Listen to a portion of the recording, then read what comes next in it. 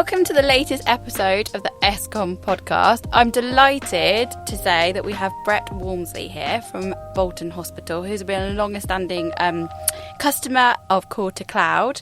So thank you very much for coming to join us today. We've just wrapped up a really good event, which I think has also opened a lot of questions about the future of technology, cybersecurity, but also in the healthcare. But I think we could start from the beginning because obviously Phil, our new appointed CTO, you guys used to work together. So there's quite a lot of history and story about what you guys have done of your cybersecurity journey. So it would be good to kind of start from the beginning, what things you looked at, what pain points you kind of had, and obviously that kind of opened up the conversations and then starting to work from Core to Cloud. So Brett, obviously it's been about 5 years now roughly. What kind of things did you start looking at or seeing that needed help implementation with? 5 years. Yeah, becoming to 5 years now. Yeah. Wow. Mm-hmm. I think initially this was to do with something to fill the gaps that wasn't mass produced. So the things on the market just were generic, and me and Phil back in the day didn't do generic. We need something very specific. So we needed to reach out to someone to do all that research of things that we knew what we wanted. But it just wasn't available, or it wasn't in the way we wanted it, or the format. So I think that started our journey with Core to Cloud is to go and find something that fixed the problem rather than just get something that got put in a drawer, I think, isn't it? Yeah, I think so. And I think that obviously, really, even back then, I think if you're talking 5 years ago, staff in the NHS is low now, but it was even lower 5 years ago. So it really was making sure that it was things that were really going to work for us, I guess, because we didn't have the time to sort of be chasing our tails looking at a million logs every day. So it really had to really be showing us, making a difference to what was already there, I guess. Yeah, well, because this was pre-WannaCry, so there was no such thing as cyber security teams, or there was a patching person if you were lucky. So you needed something efficient. So that started our journey. I think it was, what was our first? Vetera. So Still our favourite. And it seems like it was someone's favourite today as well. Yeah, I think so. Spent a lot of time on that dashboard, didn't they? Or that's the first thing they checked. You've always said to me that's the one thing, if it got ripped out, you'd be quite concerned about. Yeah, absolutely. I don't know how we get 0 in every quadrant, but I don't think I've ever had that since it was installed. I've never seen that, but pretty smart. No lows, no mediums, no high, no criticals. I'm thinking he's got Penterra as well. How's he doing that? So for someone that's listening that doesn't know what Vetera is, in a nutshell, how would you explain it? How does that help you guys? What's the big piece of that, what it does? Well, I mean, obviously, it's kind of giving you an aerial view of everything that's going on in your network. It works in a couple of different ways. So it's kind of got the coded behaviours, but it's basically going to sit on your network and learn what's normal on your network from your users and your computers. Mm-hmm. And the whole point is that it's not signature-based, because, again, signature-based, as we all know, isn't going to work with a 0-day because it just doesn't. So you want something that's going to look at behaviours and patterns and do the analytics for you in a way that it's going to present it to you and say, look, we're absolutely sure this is a problem because normally it does this, today it's doing this. It's an unusual thing for this account to do. Yeah. And in the NHS that's particular key. And the fact that it then flags it and bases it on things like ransomware or data exfiltration, these are the things that you're worried about. So you can click on it and look at it in those categories. Again, it's tailored to your organisation effectively. So, because every organisation, what's normal in their organisation is slightly different elsewhere. Their teams work in a different way, sometimes with slightly different products as well. Okay, so Brett, how did you do that before Vetera went in? Oh, we didn't. Right, okay. There's a short answer. Got to be honest. No, that was the problem, is that everybody wants to know if there's something running around your network. Is something changed? No matter how many network controls you have in place, things can be compromised. The 0-day stuff. So you needed, like you said, that holistic view. But it does much more than that. I think it is like having your own team of people just pointing out things that you've got an issue with. And over those probably 3-4 years, probably more since we've used this, it has tailored itself to your environment. So things really do crop up that's a problem that you need to pay attention to. It's still my favourite. And now it integrates into endpoint for isolation is just wonderful. So you can actually, do something about the problem rather than just look at a dashboard and run around finding someone to fix that or unplug it or I think it did the Active Directory integration for a while, didn't it? But the endpoint's kind of a newer thing. Yeah, it is one thing, but having the endpoint to be isolated is ATP, Cyberies and whatever it might be, is really good. Yeah, it's been a long time using. So, just to fill me in, was Vetera pre-WannaCry? Yes. Yep. Okay. And am I correct that you guys weren't affected at all? No. We remember the day well. With the whole world, or the whole NHS world, seemed to be ringing everybody with this problem that was emerging on a late Friday, and we was sort of debating turning things off. Just we were just sort of the virtual plug in your hand, going, what's going on? There was no information, was there? But we had sort of faith that why do anything until we know what we're supposed to do? Because you couldn't see anything in Vetera either, could you? Couldn't see anything. No. So there was no reason to do much. But since then, it's. I think people have said before, it's an awful thing to say, but it was a massively disruptive and horrible thing. But it really focused on how dangerous this thing could be. I think you remember you saying, I think when we went at the Warp event, about, did you go to another hospital? Did you both go and try and help? And then there was just like post-it notes just stuck on like computers, and you just walked around a bit like, oh my God, this is much worse than what we thought. Yeah, even we were sort of like, well, we'll go and help out. They seem to be struggling. And then the reality of seeing machines, people that were runners with results, and the poor IT, couldn't cope, and it was just an eye-opener. And another one of the reasons why you're thinking, right, okay, this can't happen to our organisation or any, this has got to, we're going to do something about this. Also, because I think one of the guests today was saying that on the day of WannaCry, his wife was in labour, and that she was mid-labour, and then all the systems went down, everything got shut down. I mean, being a mum myself, I can't even imagine being in labour and then them going, yeah, we've got no systems. That must have been for patients and everything. I think for me, that I remember you telling me that story. It was the first time of realising how much cybersecurity can actually affect people day to day. Because you've always said that you're not in IT, you work in healthcare, so it does have a big effect. So Vetera was the first piece. Obviously, that was great that you guys didn't get affected. What did you then learn from Vetera? What did you then realise, right, we've got that piece in now? Because also I learnt today, you can't just plug one thing in and think, yep, I'm done. That's good. So there's no silver bullet. No. So what was the next kind of thing that you thought, right, we've got that in piece. Now what do we do next?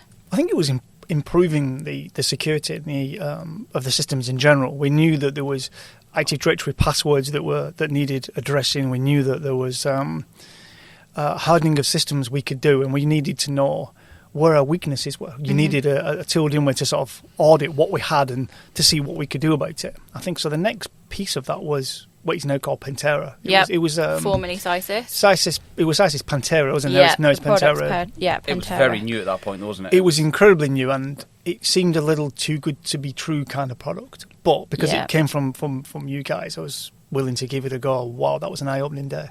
I remember it was 3 or 4 guys came in with 2 laptops, didn't they? And it was like, okay, and you could see that I could look and see on their faces. I was like, okay, this is not going well for us. Yeah, for them. You could, they'd sort of like, Initially nervous, and then after 5 minutes, they were like.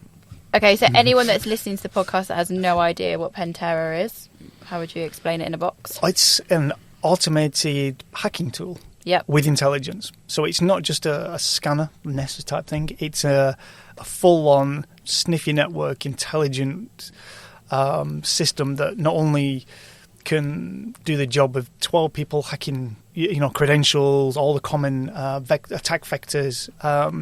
It will then tell you how to remediate it. Okay. And how it got there, and how it got your credentials, or how it managed to get onto a server. Exactly that's the basis of starting a secure infrastructure. It's working out. And funny, we had the after the session today with the other hospital, they used it exactly the same way we did. Is to build the new servers with all that inherited knowledge about what you need to turn off, what you shouldn't have running, and then suddenly after a period of time, you have this inherently secure systems. Because you've got a tool that you can run whenever you want. You don't have to pay thousands of pounds a day for someone to attack one email server or your AD, and the next day it's not. Because it can run 24/7. Yeah, I was going to say, isn't it? It runs 24/7. So that then ran. It then identified your holes and gave you a bit of a game plan of what you needed to do next. It integrates with Vetera, because I do remember a demo when I came up with you guys, and you showed it alerts in Vetera. It alerts in Vetera, because that looks like a Christmas tree lighting up, doesn't it? Vetera will look for anomalies, techniques of compromise. So when you run Vetera that is constantly running techniques, you have a little. People haven't seen it. There's a quadrant going from low, medium, and high, and high, the sort of critical being in the top right hand corner, and you would run Vetera and it would just run through it within minutes to be in the top corner, which is what you'd expect. Yeah. So you could, it's like running red team, blue team. So you had one trying to defend while one's trying to attack. Right. So as you can know that it was working, both were working. Right. You can properly secure your environment from it, really. Because obviously, if you think about it, you've got to presume that you're going to get attacked at some point. Somebody's going to get in. And what they're going to want to do first, get that foothold, which is exactly what Penterra does. Yeah. It starts off from nothing, literally. Some IP addresses, press go. Okay. So it's using the same techniques. And that's the key thing, really. You're not just going against a gold image. You're actually going to look at your whole network and say, look, I've got nothing. How can I get privileges? How can I laterally move? What are the vulnerabilities on my endpoint? Okay. So we've got those two pieces of the puzzle. You've now got visibility. You've now tested that that's working. You've identified what was then. Obviously, you said that it wasn't great for you guys when it ran. So what was the big glaring holes, things that you weren't aware of? Pass. Okay. The glaring hole was things that you don't know about. Yeah, okay. So there were things that shouldn't have been, and we would never do deliberately, that was missing. Right. So as much as you think you run a secure environment, there's always, and again, that was today when we're having those discussions, they had the same thing. One person rocked up in one day that they didn't know. Yeah. So the way that Penterra works is it'll show you what it's managed to do, and it'll show you the multiple vulnerabilities at the top. So again, it'll show you the different ways to fix it. And as Brett says, there was a few things that flagged up, but again, it shows how to fix those, and it's then about... You had a plan. Yeah. Well, the priorities, because you can simulate the fix at any part of that kill chain. So you got that sequence of events it got to where it compromised or how it infiltrated. So you can simulate a fix at any point. So you can actually target the one thing that caused the chain reaction. So rather than at the bottom patch one small patch across your entire 5,000 PCs, you patch one server that it got to. It was running an older system or something. Yeah, one type, or you've got different vectors. You can secure your traffic, you can secure your passwords, you can secure the patch. There's multiple different ways of doing it. Okay. And again, it's constantly changing over time, isn't it? So that's why you kind of rerun it. And then once you've made that change, how do you know that there's not still one PC that's just been rebuilt that hasn't still got that problem, or something's been missed? So that's about the rescanning to make sure that it's done what you're supposed to do. And again, if you, I mean, we don't have to talk about what it did, but if you reran Penterra at Bolton now, I think you'd see a very different story. Oh, absolutely. We've had a long time with it now. And again, going back to today's session, we've been running Penterra for was it a few months or a year? What did he say?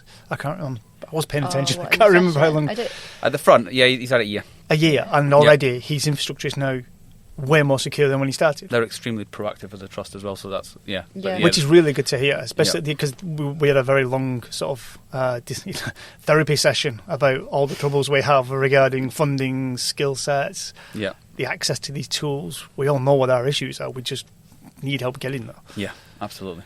Okay, so we've gone from the visibility, we've now tested out Penterra. What did you guys then, what was next on the kind of like what we need to fix, what's going to help our team? What did you kind of think next? I think next was the access management. Yeah. So this was about auditing what people were doing.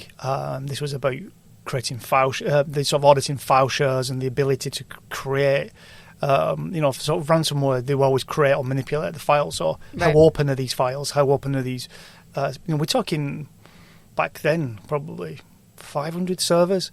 With the best will in the world, it only takes one mistake or one permissions change, and suddenly... Especially when vendors have access to them. They're the worst ones, I would like to say. Yeah, they'll come in and they'll... You can have your own... Yeah, they may not necessarily understand NTFS permissions or anything like that. Often they don't. Yeah. No, that's true. So you would know that they've been in and fixed a problem by changing permissions. Or they've done something quick. They've done something quick just to sort something out, copy something between two servers they've got, and then forgotten they've done it. That kind of thing. So what you get is that you've got a gaping hole in one of your servers that you had no idea that was there until you get a pen test or a... Okay. And again, you want to make sure you're the one that picks that up ultimately. The other thing it did was it gets rid of all the common passwords.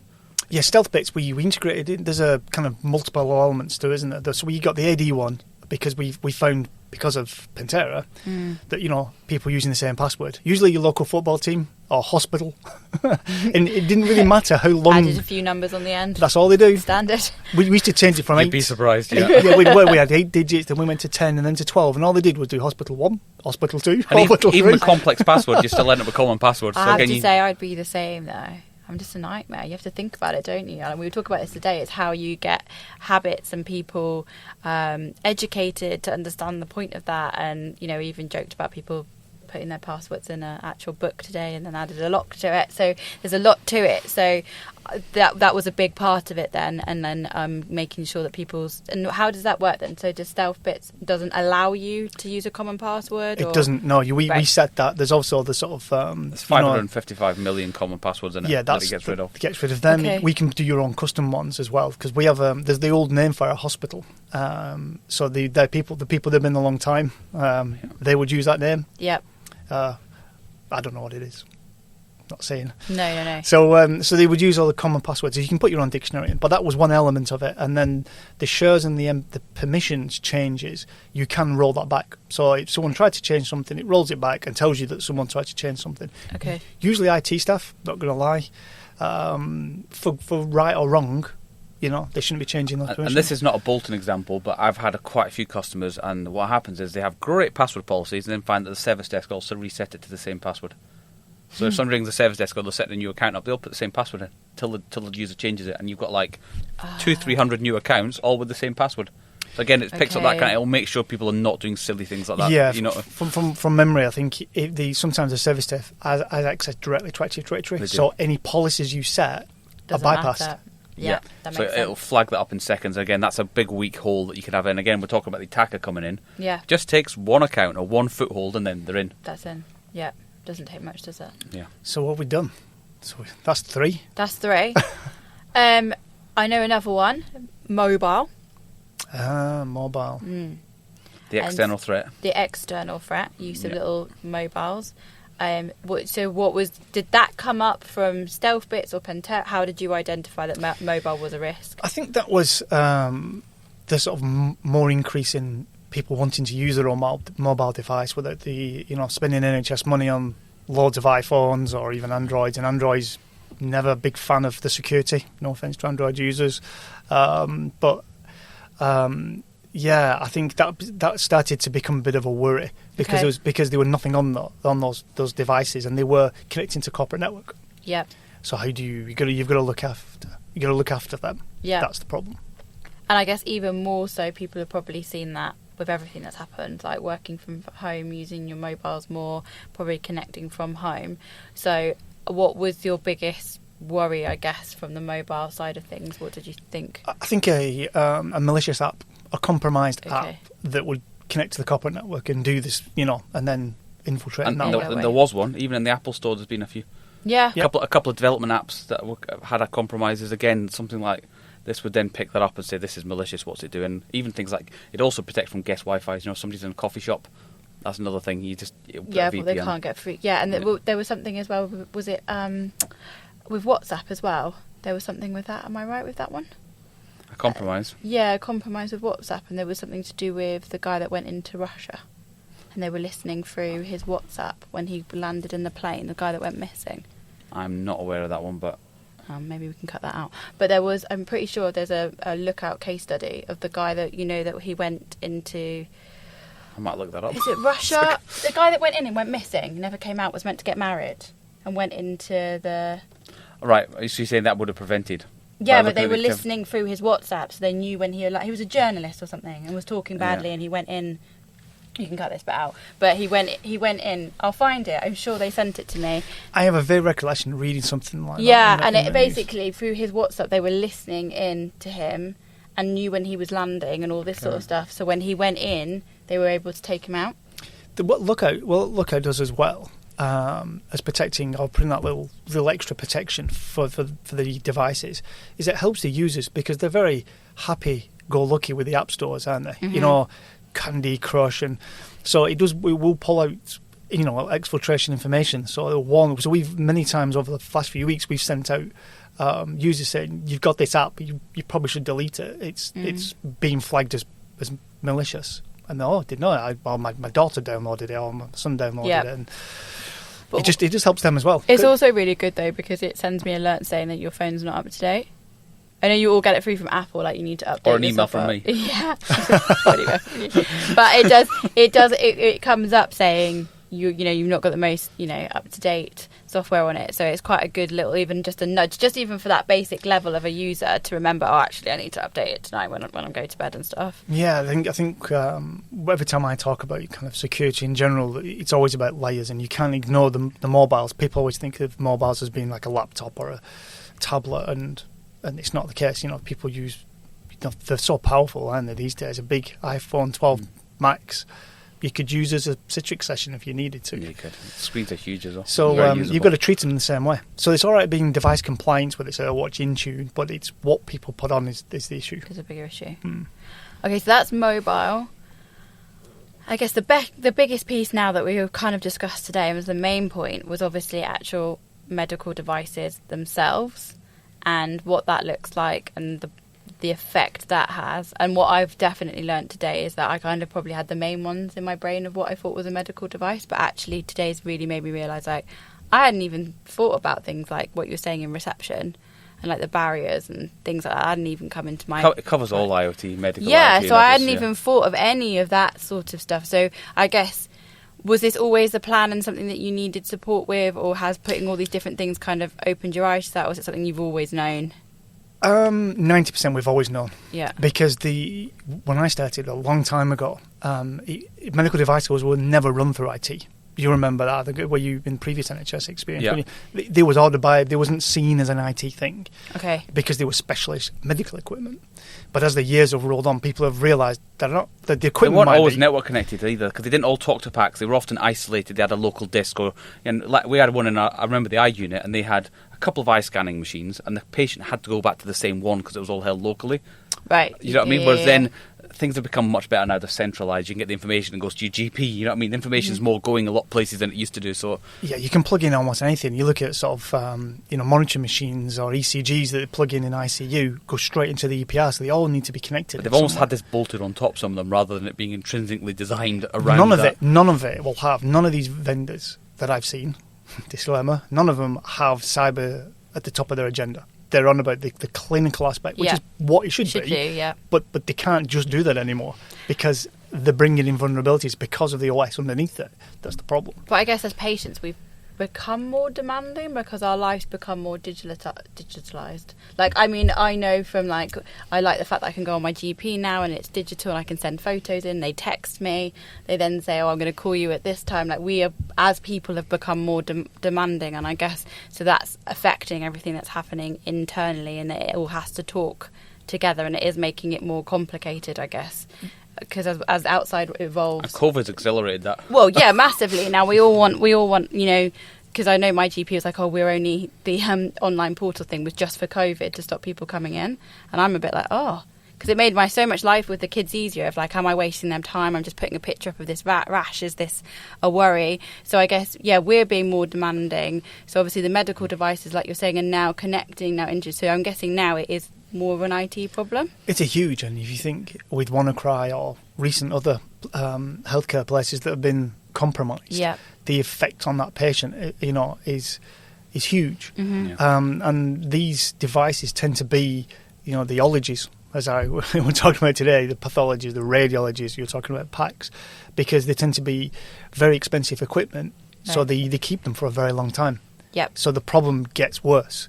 So, they can't afford to keep swapping every 3 years. And again, 7 years, 8 years, not unusual. No, right. 10 and 15 years I've seen kit going for. Because the kit may be perfectly functional. Yes. But we can't say you can't use that anymore just because the operating system's out. Yeah. So you've got a problem.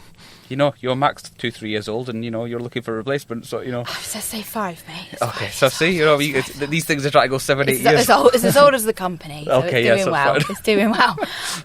Okay, so obviously it's become a bigger problem, and I know we discussed things in today, like, you don't want to rip out a medical device because if there's a patient using it, but the risk is it could take out the whole infrastructure of the whole hospital, or worst case, if it's connected to other trust, it could rip out a lot.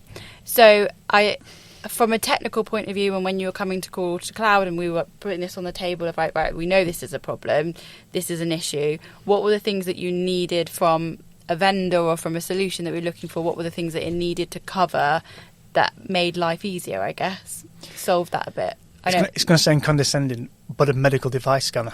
Yeah. What they had was scanners. They had security scanners, network scanners. that's not what you wanted. You need something with context. You need something that understood what it were. Some of this old equipment, you scan that with some aggressively to see if it had vulnerabilities, or you scan to see it were. You could take it out.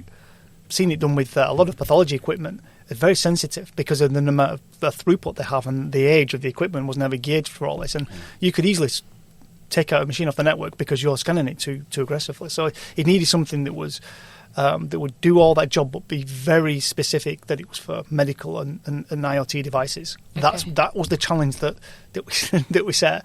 And all this stuff that was coming back going, no, that's not going to work, that's not going to work. There was a lot of stuff that went on in the background to make I was going to say, because I know there's been a lot been tested. I know in the conversations today, other people were saying that they had those solutions in and were doing that sort of thing. And I think when we kicked it around the room, we knew it was doing a little bit. It wasn't doing all of it. And then I think today when you did the slide, it was a bit like, oh, wow, like it's not just doing the little bit.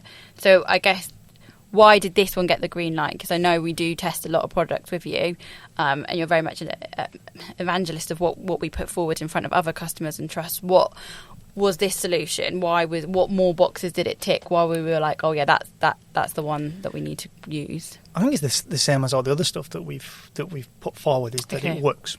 Okay, I mean, it sounds a little daft, but it does exactly what you need it to do. And then you can work with the usually the kind of like rough diamonds sometimes, where you go, this is perfect, but I just need this for the NHS and I just need that. And then the company's going, well, okay, I'll do that report, or I'll just alter that. Yeah. And then you suddenly you morph it into something that everyone in the NHS can use, not just for your environment or healthcare in general, not just the NHS.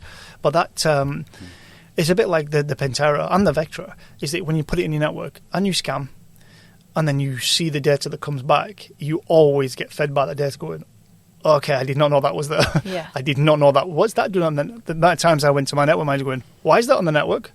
That shouldn't have been on the network.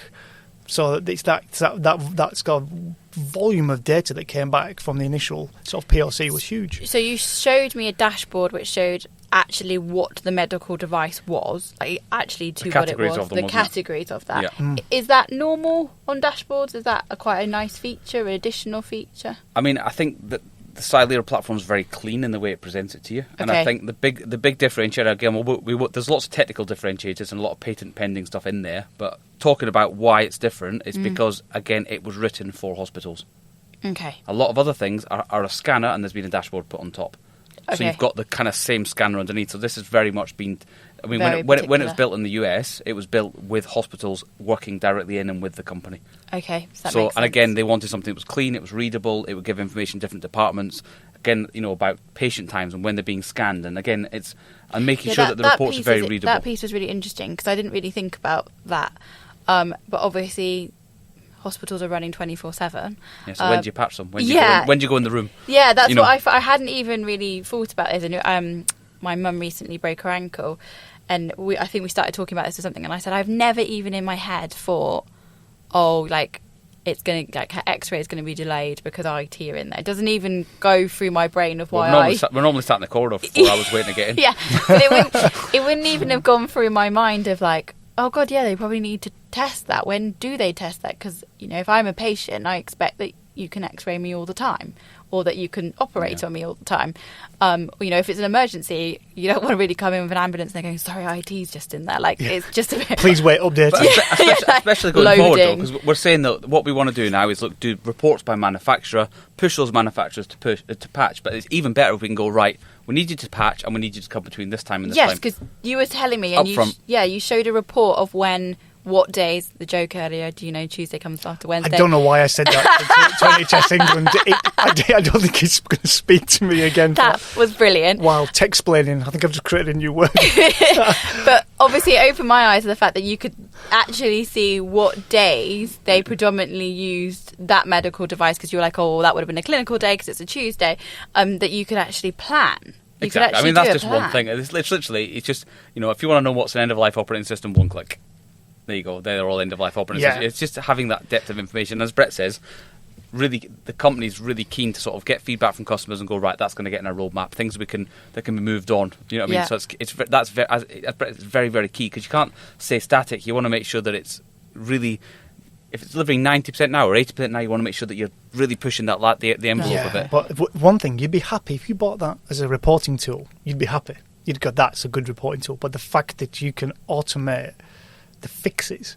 Yeah, that was It's at the huge. that's It's a the huge video thing. you were showing earlier. Yeah, that's the 3-click. There you go. That's the source. These are all the source and destination. And it's all your traffic. This is what you need to do. And by the way, here's the 6 lines of commands you need for your ICE or your extreme neck. And let me tell you, like, I speak to a lot of different trusts around the Cisco ICE, and again, you need to be on a recent version for it to integrate, because it's amazing, the new versions, but it literally will create the policy till you press go. But most of the trusts that I speak to, I'll say, very general conversation, have you got Cisco ICE? Yes, brilliant. I said, so how are you using it? And then the conversation never focuses on medical devices, despite them being the most vulnerable. It normally focuses around Wi-Fi and them securing the Wi-Fi. Okay. Which is great, and that should be being done, but, you've got a product that you paid for that you're not really using because you're slightly nervous about affecting a patient. So if you can use something like this that understands the behaviour of the medical device, where it's talking to, what it's doing, and not just what the manufacturer's telling you, what's happening in reality, because the manufacturer won't tell you what the IP address of your PAC server is, for example. Yeah. That's specific to your own environment. So you want something that's going to say it's going from to this, and then what happens if something's in a cupboard? It only comes out once a week. Or it only does a particular scan once a month. I don't know. I mean, I know it happens. I use that as a demonstration for the road traffic accident. You want something that's scanning over a period of time to really give you that information So and you can confidence see to hit the go button and actually secure your network. It's very clever then. So, okay, we've currently gone through everything that you currently have. What's next? But you both just looked at me. Just to I want to point know. out. I want to know what you're going to say. I'd be interested. Me too. I think everyone kicked around. I think SOC got kicked around quite a lot today. Yeah. And that's a huge project. But I guess you probably have a wish list, or you have something. I always say, what keeps you up at night? But what's that thing that you're thinking, gosh, if I came in today and that could tell me that? I'm not even saying this is built yet. This is, what would be a thing that you could go, oh, that would be delightful. I think there needs to be... my pain point at the moment is my perimeter firewall. Okay. I'm punching more holes through it because everything's online, everything's in the cloud, everything keeps changing and moving, and it's really difficult to keep up. And you just got this big barrier now, and it's just painful. I'd like some kind of proper automated firewall that had some intelligence behind it. I think they're a little bit behind. I know they've got IPS, IDS, they've got anti-bot virus, all kinds of stuff, but did it really... if you don't have all the other tools we have on the internal network, and you had a medical device talking out your firewall on port 443, how would you that would be allowed? Because it's allowed to talk 443, maybe going to a supplier. But what if that wasn't supposed to be going there? There was tunneling things in that, which is easy to do. Vetera would hopefully pick it up. Well, Vetera would pick it up, but I'm saying is that a firewall would just punch a hole through, and it's just becoming really difficult to manage for me. The other thing you said, actually, I think the other day you were saying the one would be really good is if there was some sort of standard for NHS around the settings they should use in their Office 365 tenancy. Oh yeah, Office 365 was a big thing, wasn't it? Yeah, 365 to take your perimeters moving. Azure and 365, your boundaries, a bit like mobiles. You need to put your shields around that. Sounds like a Star Trek metaphor. That's not cool, but you know what I mean. You've got to marketing raise ideas. your shields. Yes. He said raise your shields. Yeah. Like you see these little episodes where they do that around asteroids. You've got to do that. You've got to put your armor in all your environment, all your protected parts that can be infiltrated. And 365 is definitely one of them. I try to reach out to people I know and colleagues to try and get, what they're using for their settings, what they're using for their OneDrive and SharePoint, and it's all very quiet, which either means they don't want to share, or it's a new beast, isn't it? Because it's just accelerated really quickly. Well, yeah, the move is, but it's making sure you can't just go with the default settings. You need to make sure you're understanding what's in there. Yeah, And, turn off if everything. I enjoy asking people where all the SharePoint sites are. Again, Stealth Bits will tell you where all your SharePoint sites are and what they're doing. People don't really know because users are just creating them left, right, and centre. So it's about having. Well, we're a bit control trigger of your happy, data. aren't we? We've all moved, especially from not working in IT, and we're like been sent out to the world. We're putting everything. We're being told to put everything on OneDrive. Everything needs to be in shared drive. Each department needs to be able I've been telling everybody that here, by the way. Yeah. Well, everything is put on the cloud now, especially my Mac because it can't handle anything on it. But so it lives up there. But I guess we are a bit trigger happy. Like, oh, can I send this person out to this file? Or I'll share this to the whole team. To give you an example, within Core to Cloud, we have got, I would say, 45 SharePoint sites being used. What? Being used 4. Because I back them all up, because I can see them appearing in our backup engine, so I can see them all coming. And again, people have created them, not really know what it is, and then not using it. but they're not being cleaned down. So I'm going back through cleaning them up. But again, if that's happening in our organisation, then you multiply. Again, I made sure that when I went for a backup solution, I made sure it was one that would just detect new SharePoints and back them up. And I was like, right, great. And so you're assuming that a lot of these people are actually backing up the SharePoint and OneDrive, because not a lot of them are. Yeah, we do. But yeah. I'm just looking at him like. Yeah. I think there's the advantage of sort of all that experience, isn't it, with Phil, to sort of say, actually, I know this needs doing because we don't do it. I mean, 365 is being designed around the user to make it easy for them, which makes it's devolved permissions. It's the user's responsibility, which it comes down to sort of education, then, doesn't it? I find it really mental that I didn't realise, it wasn't until we were chatting, that if you've got Microsoft Teams, like you can ring anyone that's got Microsoft Teams. Is that right? Is that my good understanding of that? Depends how you connect it to your external. If they join the call, you can. Yeah. And then you can obviously you can talk between. That just, I don't know, it just feels like quite like... It depends on the setting of your organisation. Brett's, for example, is extremely locked down, so probably not. Okay. But a lot of other organisations, you can. We have chats going between them and stuff. But it depends on. It depends on it depends on your settings. I said we got 365 tenancy many years ago, but only recently through COVID have we started to accelerate that. Because we didn't have a particular reason to go, but now we do, and we're trying to catch up a little bit. The first thing I did was turn off everything I possibly could, and I couldn't even email you the presentation over. Okay. Couldn't download it. I couldn't even if he allows it, the organisational settings block it, which is great, because again, you're almost better to start without. It's the opposite of a firewall, isn't it? A firewall's normally deny, and then you add the rules in. Whereas it seems with Office 365, it's allow, and then you go through and deny. It's the opposite way around, and people are just sort of happy-go-lucky with it. Which is ironic. If we go back a long time using Microsoft products, they always denies where you start from. That's always their ethos, isn't it? It should be least permissive, but it's not how 365 works, is it? No, and again, I've been doing hours, and it's still very much a work in progress, but it's, you've got to make sure you're on... It's just knowing the problems there. It's a bit like everything else. Knowing the problems there, as Brett says, if somebody could do some sort of, recommending settings, things that you should be looking at, that's a key thing. Yeah, but something that we brought up. And again, that's all about settings, isn't it? At the end of the day, not necessarily changing a product. Like even when you run Penterra, you want to make sure you screw your file shares, but sometimes it's as simple as people putting file screening on a share. That's amazing. We've been doing that for so long. It's basic, and it's in Windows, but people don't turn it on. I don't understand why they don't do that. So you can't save a database file, you can't save this type of file. A PST, that'll stop you getting loads of data loss. So again, there's products, there's settings, there's understanding. It's a complete mix, and it's not one. It's not one thing fits all. It's very much. That's what we're saying. It's a mix of the correct products, a mix of the understanding, and a mix of putting in the right settings. Education, and then there's the governance wrap around all that as well. Yeah. That's one thing I have learned. There's a lot, like a big onion, isn't it? There's lots and lots of layers to this. There's so many elements to do and so many things to look after, which I found great today because everyone freely talking. Everyone saw things from different points of views. You all had different pain points. And I think I was very naive until I started working for Core to Cloud. I don't know why. I just assumed that if you're NHS, you all have exactly the same stuff. I just assumed that. It's funny that's generally what people do think. And it couldn't be further from the truth. No, I just assumed you were all the same business, so you would all get the same stuff. Because if you was, Asda or Tesco, Waitrose for you, Phil.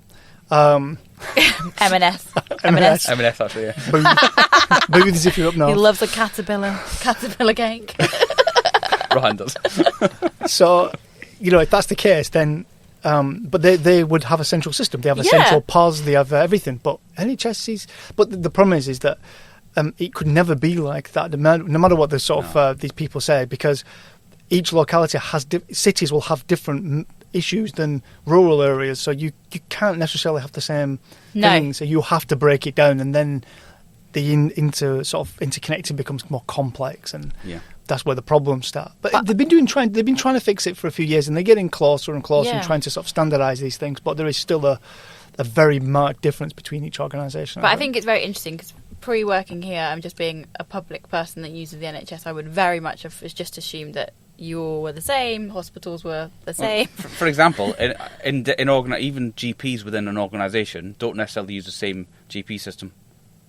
Wow, so like if you go to the centre of, Oxford, for example, which is near here, you'll find that there'll be a load of GPs, they're all on different GP systems. Some will play well together, some won't. So again, if people are trying to bring the information together, you're managing different systems, and it's That's going to be a big piece, isn't it? With the whole, from what we were talking about today, like the digitalisation of being able to patient data freely move from GPs to pharmacies. I know that's all kind of happening. And again, there are like integration engines, and if the different people play well, then you can all talk into the integration engines, and you can transfer information.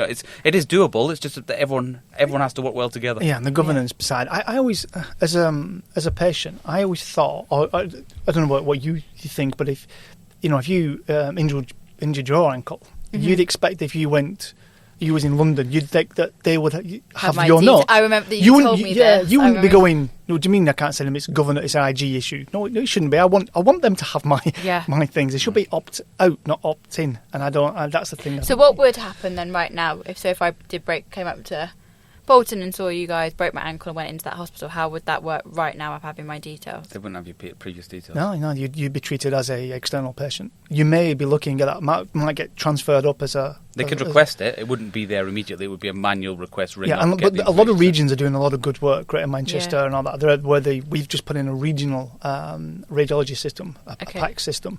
So you go to any Greater Manchester hospital, they're using the same system now. Okay. So a lot of them do that, these ICSs and all these. Do you notice how many acronyms there are? Yes, today there were so many. I got very lost. Man. The structure. I was about to start talking about IEPs, image exchange portals, but I was getting there with the structure, and then we were going into more detail, and then there was more I just felt there was a lot of the NHS is very complicated.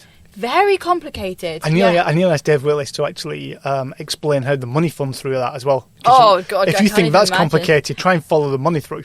That is unbelievably complex. Like, when you started off, and I was like, we're on primary. Yeah, what's that little thing? And then there was like a star, and I was like, I'm gone. I don't know where we're going now. And then you blink and it's changed. Yeah. I think they're going to run out of acronyms. We've got NHS, XIEDE.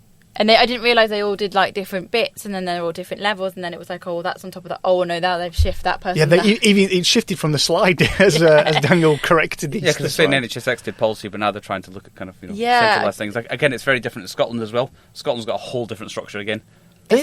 Scotland and Wales. I know geographically it is different than England, but they do have some of these rights where they procure and sort it in the middle and push out a bit like you'd expect. But the citizen, as we call them, there's a lot less of them, and it's a little bit easier to do than England. But they do it right. It doesn't mean they still get it wrong, but NHS certainly seem to be changing. Scotland in particular seem to be doing the right thing and bringing it into the centre.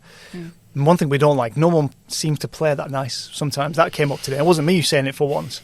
There are a lot of hospitals that work together and have that, but traditionally they compete or don't want to really talk. There's a lot of... Interesting when you said that, because I did find that quite interesting, because you'd assume that you'd all not be like that you'd all want to... Well, that's why hospitals became specialisms, didn't they? I guess it's less about IT, more about hospitals now, but they became specialisms out so that, Bolton's a maternity specialism, isn't it? Ophthalmology, maternity. Yeah, so it's they've got different specialisms, and that'll probably help them not to compete, because they're specialising in their own areas a little bit, but it's constantly evolving. But at the end of the day, they need to sort the security out. Look at them, well, subtle. back in conversation. It's just seamless, that, Phil. And straight back into security, and we've gone round in a big circle. I wonder what the next one will be. Everyone says, particularly sort of Dave Willis of these worlds, will tell you there'll be another one at some point. I mean, Ireland got taken out, but that's a bit... What was that a ransomware attack, that? It was. I don't know whether it was fully targeted, but what he said, and which is true, is that once they had a hook into the organisation, they knew what they were dealing with, and that is not cricket. That's the bit that's never been done before. Pretty advanced, that, to be honest. So if once you make one, that's a precedent that's what happens then. So would the new Penterra update ransomware things help with that? Well, Penterra will help you detect whether you're vulnerable to ransomware, so yes, it'll help it. And obviously, Vetera would have detected the Ireland attack. It does pick up the early stages of ransomware. It was very much a bulletin that was sent out to a Vetera customer saying this is how it would have detected it. Right. So again, you've got the two different phases, haven't you? It's not a one-fix-all. You need to understand if there's something... Again, ransomware attacks in general, they'll often sit in your network for quite a while before they actually pull the trigger. So again, it's about picking up those early stages. And then, for Penterra's point of view, it's about making sure that your file systems and stuff, what would happen? How would they react if you tried to take a file and encrypt it? So it's a double-edged thing, ultimately, and there's more to it than that. But their new update thing, yes, I'm probably not doing this very much justice, but is that the fact that they can actually run a simulated ransomware attack in? Yes, they will try taking a file off a PC, copying it off, encrypting it, and they'll purposely pick user files. Do you know what I mean? So it'll take that file, it'll try and encrypting it again.